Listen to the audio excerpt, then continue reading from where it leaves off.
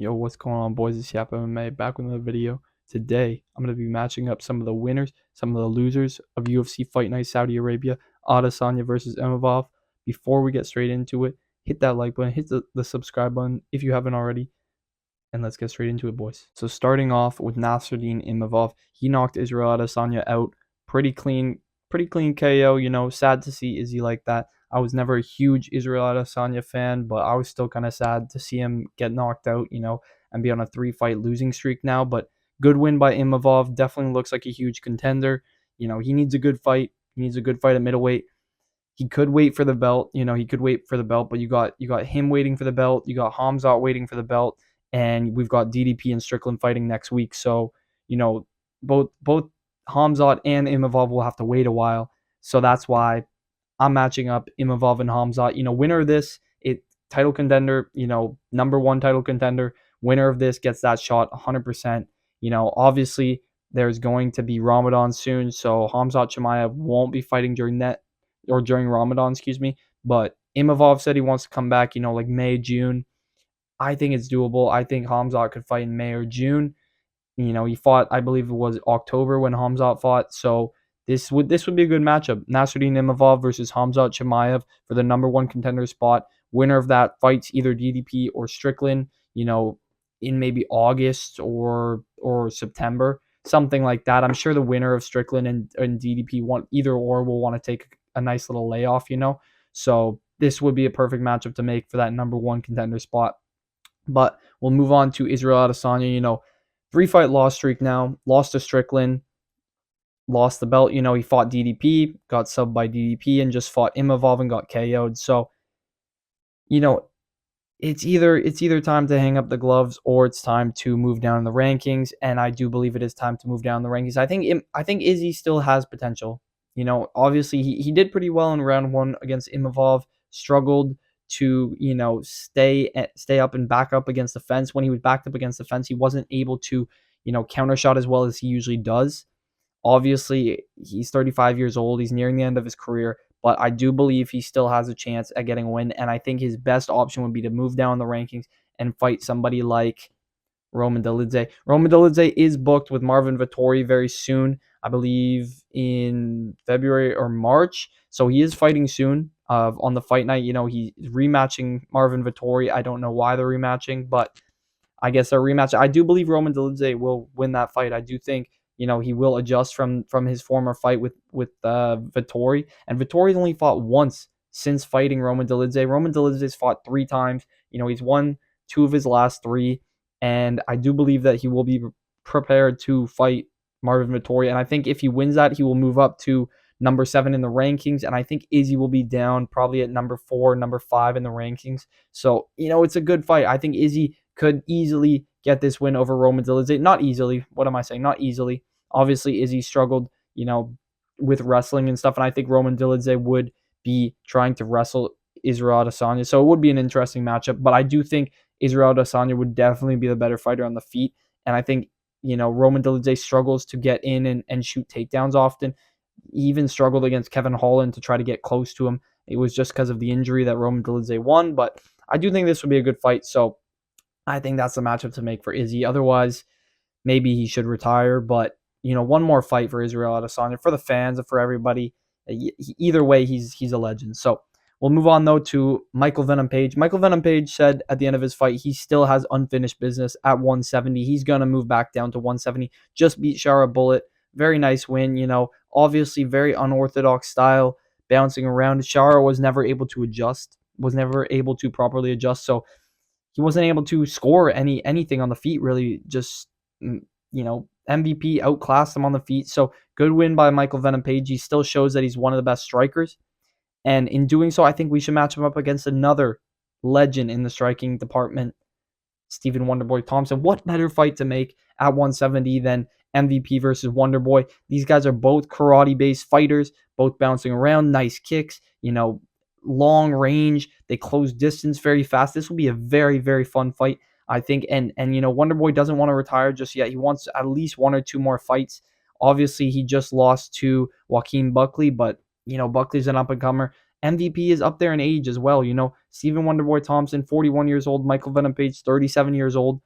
They're pretty close in age. They both have the same style. Stylistically, this is a dream matchup for both these guys. So I think this is the matchup to make. I think this is the best thing you can make at 170. And if MVP wins, he gets pushed up to number 11 or number 10 ranked, and Stephen Wonderboy Thompson retires. But if Stephen Wonderboy Thompson wins, he could fight back up in the rankings. So this is a good fight for both men. I think this works out for both of them, and it would be a very, very fun stylistic matchup. But we will move on to the next fight. We got Sergey Pavlovich had a pretty boring decision over Rosenstrike. I think everybody in the world was betting, Sergey Pavlovich by KO. I'm sorry to whoever you are, but Pavlovich gets it done by decision, unanimous decision.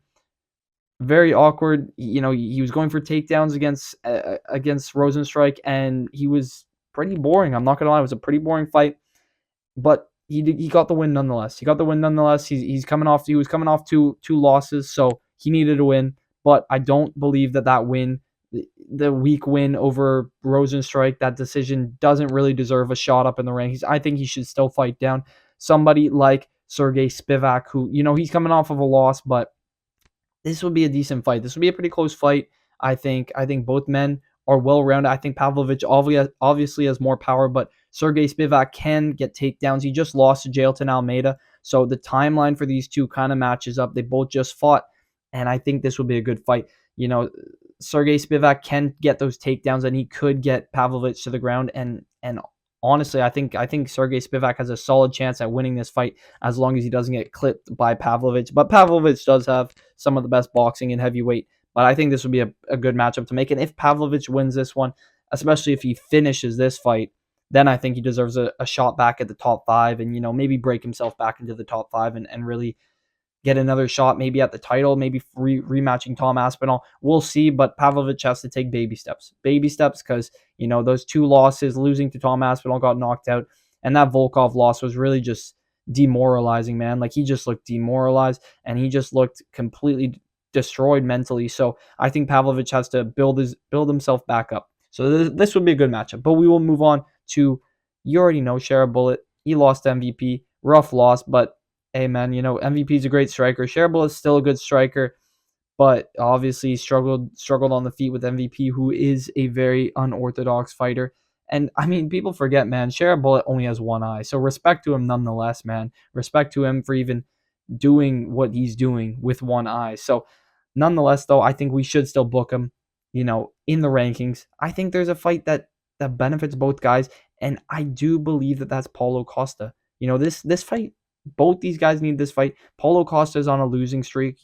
He's fought only top guys. He needs to fight down the rankings. I don't know what we're doing, UFC. Like, why are we still giving Paulo Costa number 10, number 5 ranks in 2025? Why are we still giving him high ranked opponents? Paulo Costa needs to move down and fight somebody who is actually winnable. And I think that fight share a bullet. I think Paulo Costa can strike with him. I think he can strike with him. I think he can get in close. And if he lands a nice shot, I think he can really hurt Shara Bullet. But at the same time, this is a good fight for Shara because he's a great kicker. And we know Paulo Costa doesn't have the biggest reach. He's not he's a big dude, but he's not the tallest dude, and he's not the most explosive dude. So I think Shara Bullet would be able to outstrike him on the feet, and it would make Paulo Costa have to rush in. But either way, I think this would be a competitive fight. I think it's a win-win for both guys.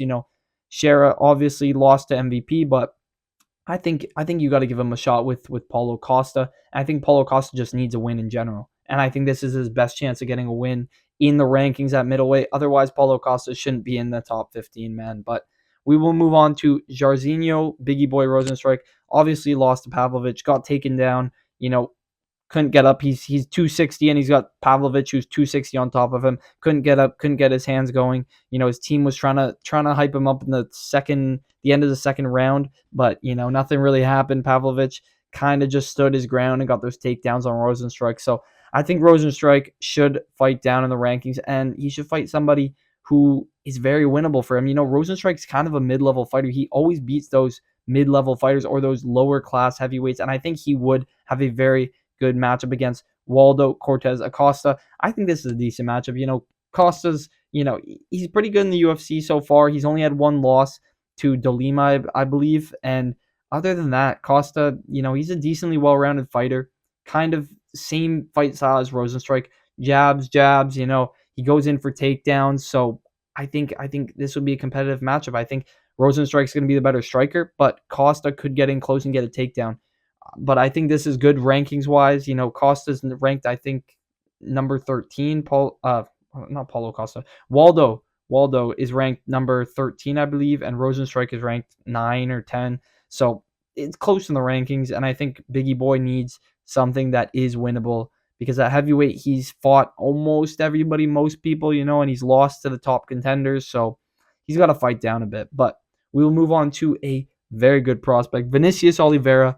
Nice win over Said Nurmagomedov. And, he called out Umar Nurmagomedov. I think it's a bit too soon, but I could definitely see that fight in the future. This guy wants to take on all the Russians, all the Dagestanis, and you got to respect it, man. You got to respect it. But I think he deserves a ranked opponent. He's on a 4-fight win streak. He had 2 vicious knockouts, Dana White Contender Series, and his first fight in the UFC was almost knockout of the year, and that's his first fight in the UFC. So, and he's beat tough competition. He's beat tough competition. So I think Vinicius Oliveira deserves a ranked opponent. If he loses, then bum him back down to the prelims and stuff. But I think he deserves a ranked opponent. And I think a good matchup would be Aiemann Zahabi, man. Aiemann Zahabi just broke into the rankings. He's a pretty good fighter, but he is a 37-year-old prospect. I don't know if he's too marketable, but he is a Canadian. He's a Canadian. We love our Canadians, man. But hey, I think this would be a close fight. Aiemann Zahabi is a great boxer, very, very good boxer, high-level boxer, and Vinicius Oliveira is just a dog. He's just a dog. He digs deep in fights. He wings stuff at you. Even when he's exhausted, he keeps pushing. He injured himself against Said Nurmagomedov. His ribs looked really injured. At the end of the fight, he looked completely horrible, but he pushed through. He dug deep. So I think this would be a good fight.